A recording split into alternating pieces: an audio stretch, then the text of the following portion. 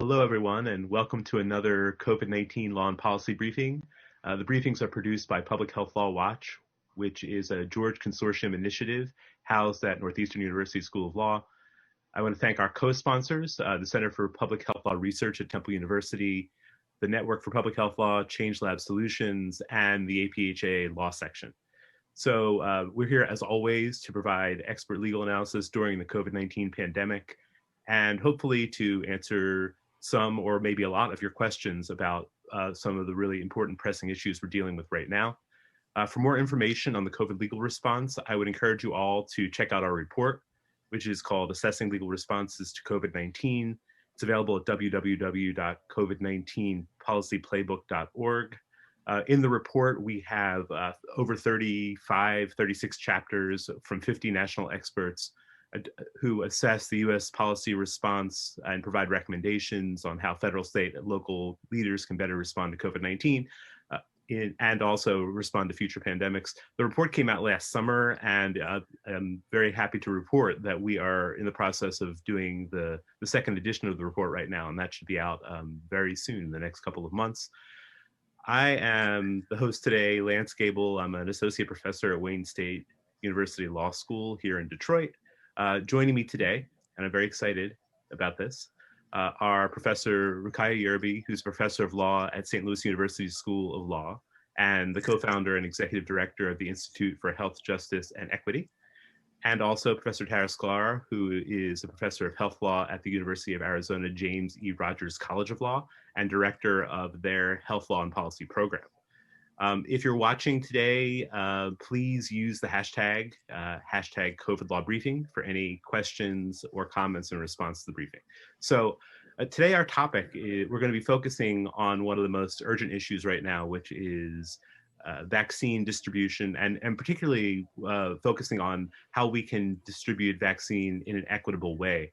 The most recent briefing that was posted online last week had some of our colleagues talking about a few aspects of the vaccine distribution process, including some of the legalities of mandates and things like that.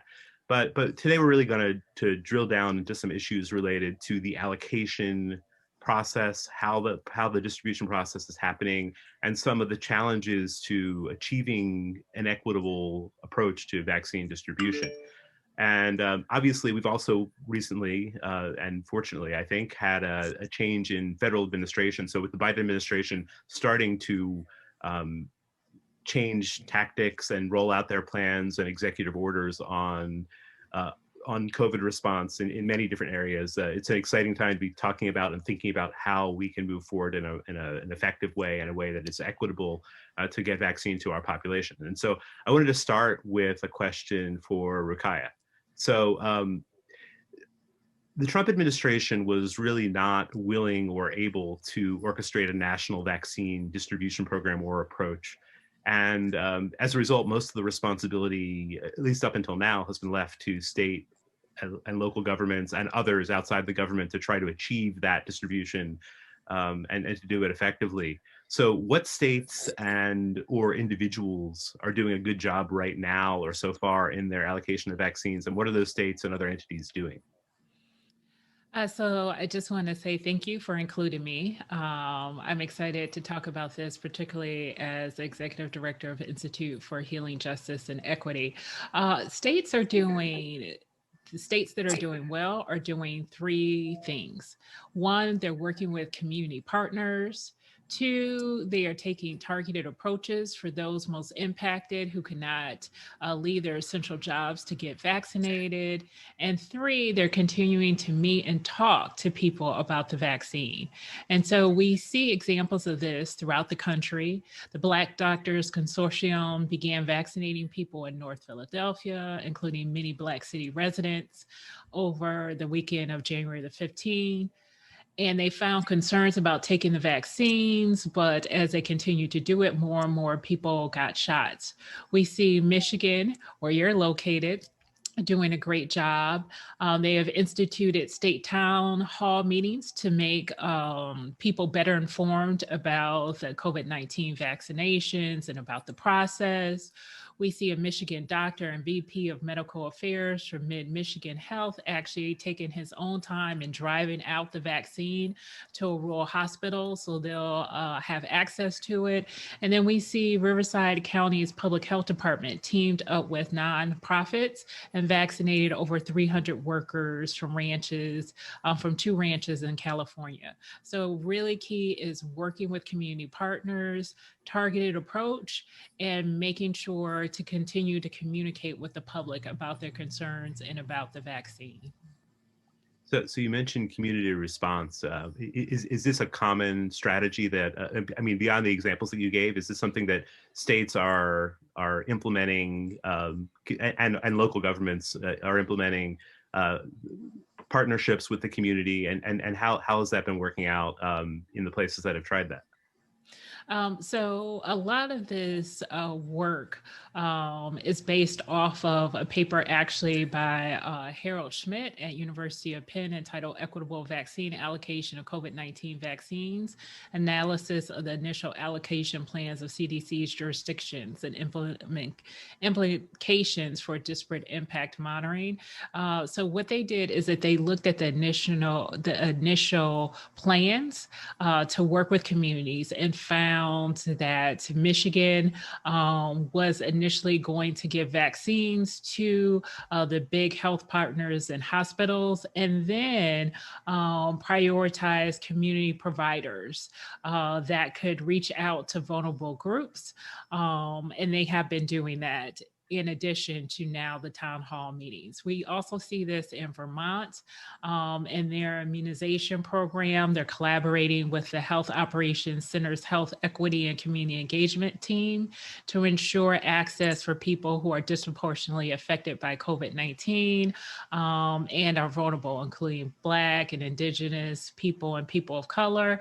And then we can also see a couple of other states that initially mentioned that they would be working with tribal governments, South Dakota, North Dakota, to ensure that they had access to the vaccines. And so a lot of this work was in the initial plans, and now we're seeing it actually in practice. Okay, yeah, that's really great, and I wanted to follow up on one point that you just made. So you mentioned that there are some targeted outreach efforts for Black and Indigenous people and other people of color and other communities that have been affected more significantly by COVID-19, and of course we've seen racial inequities being pervasive throughout the COVID-19 response from the start. And I wanted to ask what has caused this to occur, and also is the vaccine rollout following the same pattern? And if so, what is driving any kind of vaccine inequities or inequities in the allocation of vaccines? So we see the inequities among racial and ethnic groups and among the poor for many reasons. I'm going to focus on one, that they tend to be essential workers. So it's linked to employment conditions and workplace spread. And we can see this being replicated actually in the vaccine allocation. And so many of these workers are left out. They don't have access to PPEs, personal protective equipment, or paid sick leave that allows them to stay at home even when they are sick. And so they continue to go to work, continue to be infected, and some states are not protecting them. And we can see the same problem in the vaccines, where the Nebraska governor mentioned that he was not going to vaccinate immigrant meat and poultry processing workers, but the virus doesn't care about your vaccine, about your immigration status. And it's important that these workers are providing a service to us, so therefore they deserve the vaccine. And the same is happening in Florida, where there are questions about whether immigrants, these essential workers, will be able to gain access to the vaccine. And so that's replicated. I will also say it's from the company standpoint. And so you see meat and poultry processing companies rushing to get their workers vaccinated, but not also then implementing safety procedures that will protect them against workplace spread. And so many of these workers are now, particularly in the meat and poultry processing industry, not wanting to get the vaccine because they're not seeing the same support and valuing of their life. Okay. I want to move over to Tara and ask a question about a different type of potentially vulnerable population. So one thing that we've seen since the beginning of the pandemic is that one of the hardest hit settings where people have had high rates of infection and we've seen a lot of both infections and deaths coming out of long-term care facilities and residents of those facilities and employees of those facilities as well. And so as we start to talk about vaccine allocation and distribution, how are long-term care facilities faring on that in that process so far? And also how are differences in the way that long-term care is structured and delivered having an impact on vaccine rollout? Great. Yes, I will begin to tackle that. And it's also such a pleasure to be here and talk about these issues. In many ways, especially regarding long-term care staff, it echoes a lot of what Ruqaiijah is saying in terms of what she's seeing in terms of vaccine hesitancy and uptake there. So, but I'll focus specifically on what we're seeing in long-term care because it is a regular headline throughout the country in terms of how rollouts are being handled, the number of cases and deaths in those facilities. And I think one thing to just keep in mind, if I could just quickly describe what long-term care is, it involves a high level of physical contact. And so that's why, regardless of whether you're in a nursing home or more assisted living or home health care, I'll get into the different structures, it's been very difficult to control the spread between, I want to emphasize, staff and residents because of that close contact with bathing and dressing and being really physical. So with that in mind, what keeps sort of coming in the headlines is nursing homes, but nursing homes are about a third of the long-term care facilities. The majority are actually assisted living centers. And then on top of that, we have sort of home and community-based care and home health care and adult day service arrangements. So the term long-term care, unfortunately, is not really being as nuanced or described as well as it could be in some of these headlines, because there's been a big dramatic difference in how the rollout's been impacting that. So if you're in a nursing home or a skilled nursing facility, which is about a third of where long-term care residents are, that comprises about 16,000 nursing homes in the country. But if you're in assisted living, that's nearly 30,000 centers or facilities in the country. So it's nearly double the amount of actual facilities, and they operate very differently. So I would say arguably the rollout is going somewhat well, or at least better in the traditional nursing homes or skilled nursing facilities, because it's more of a medical facility. There's more nurses on staff. They're more used to dealing with these larger chain operations like CVS and Walgreens. And that's really been the focus point, because that's where people are generally less healthy. On average, someone's only in a nursing home for 6 months before they pass. So you're dealing with just such an extremely vulnerable population that if they do get COVID, that's why we're seeing that death rate. And there's been this really fantastic map that Kaiser Family Foundation put out showing the differences in states among the death rates with those in nursing homes, which I encourage folks to check out if they want to see it, because in some states, nearly 75% of the COVID deaths are in this vulnerable population. So we're seeing a lot of the issues, and where I think a number of Ruqaiijah's suggestions could come out and be very helpful is in the assisted living centers and home and community-based care, where CVS and Walgreens really aren't getting there nearly as efficiently as they could be. And part of it's because they can't quite be as nimble. They really need that community support, especially in more rural areas.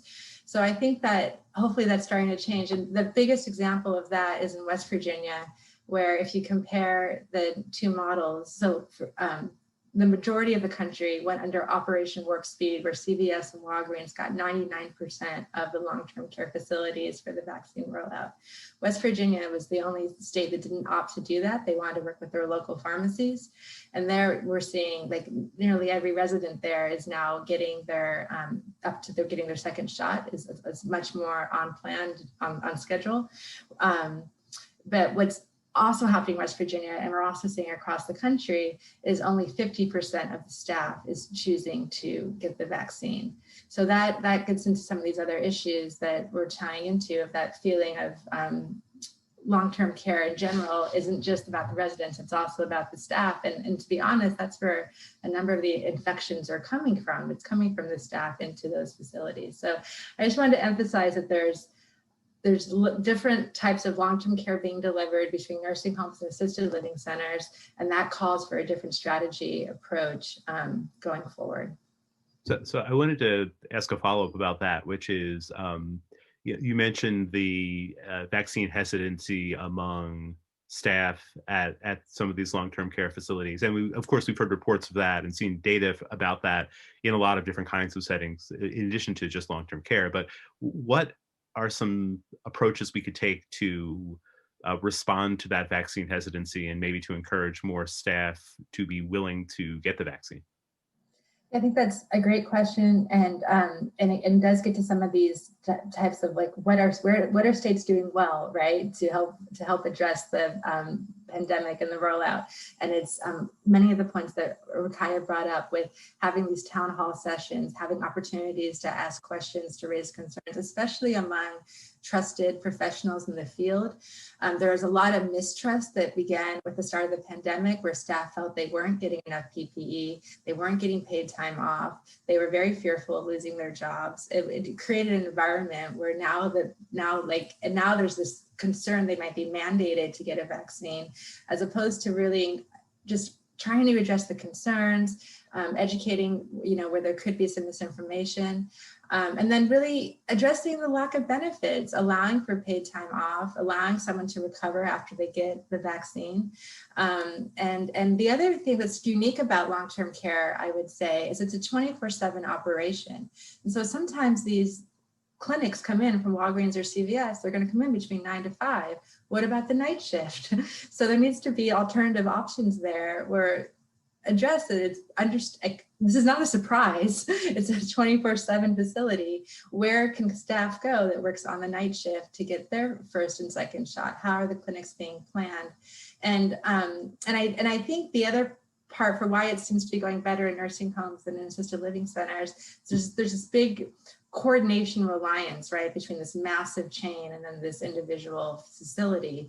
But the majority of assisted living centers are also owned by massive chains. And so I think going forward, when we're going to need to look at how to kind of manage more mass inoculations, like how, for better or worse, that's the nature of how we're delivering long-term care in this country, it is this very for-profit, private, chain-based operation.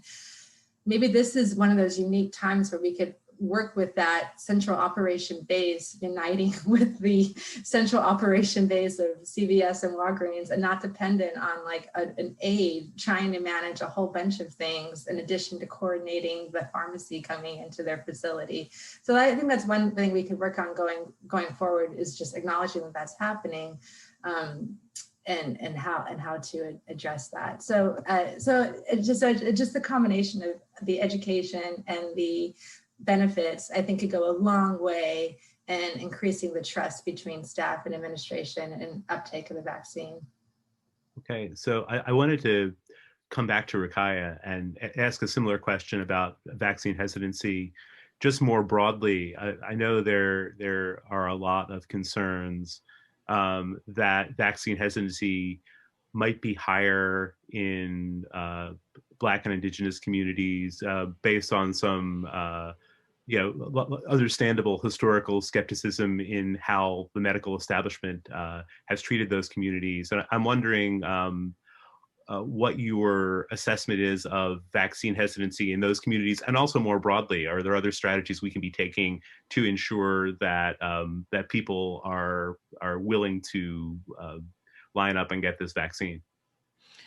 Yes, thank you for that. I actually wrote a short piece about this along with people at the Appeal about the need for us to really begin to work with communities.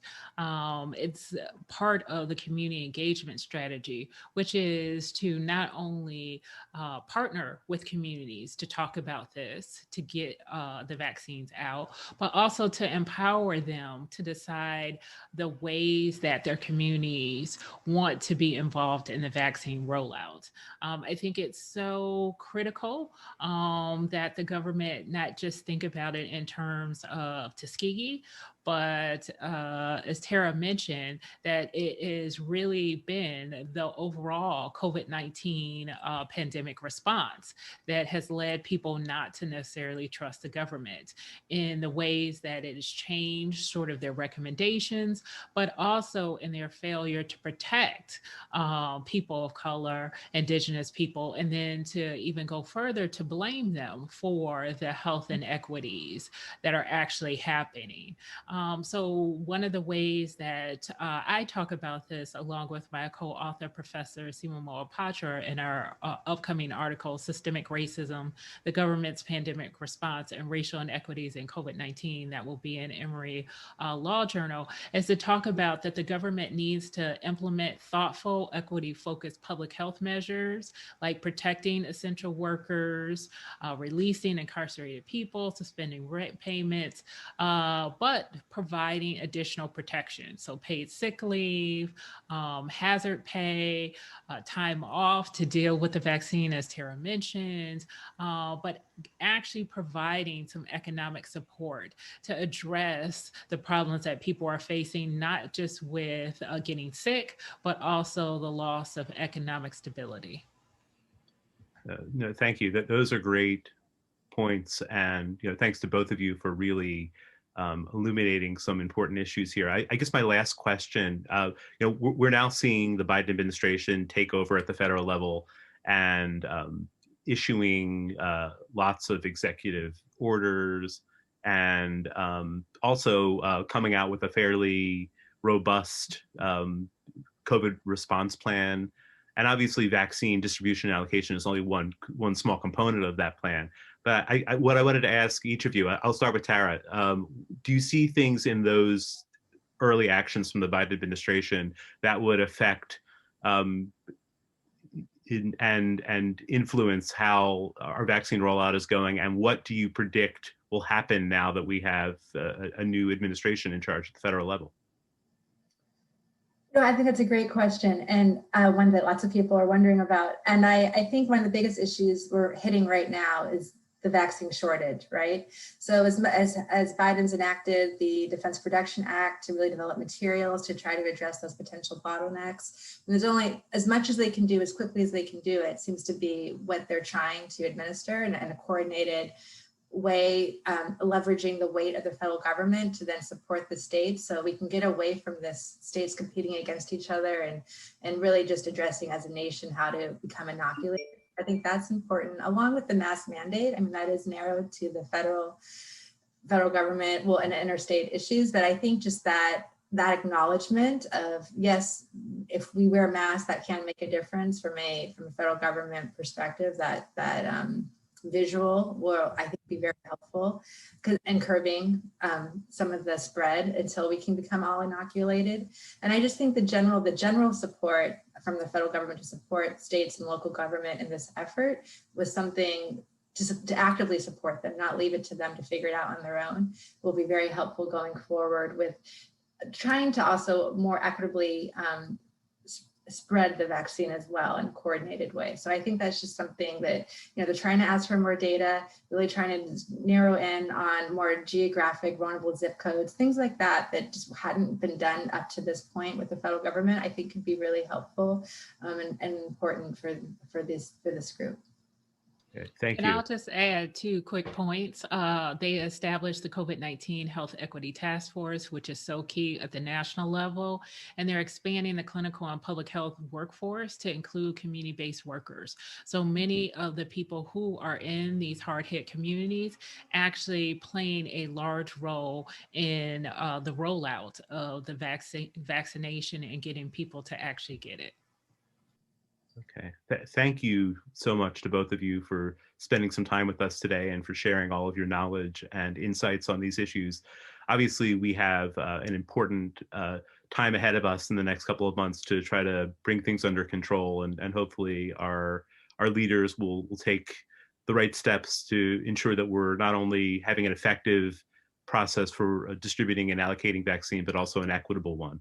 And so I want to thank again Tara Sklar from the University of Arizona School of Law, also Ruqaiijah Yearby from the Institute for Healing, Justice, and Equity and the St. Louis University School of Law.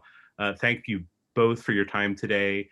I should mention before we end for today, we're going to be broadcasting these COVID law briefings every Tuesday and Thursday at noon. They'll be released on Twitter. You can go to @PHLawWatch.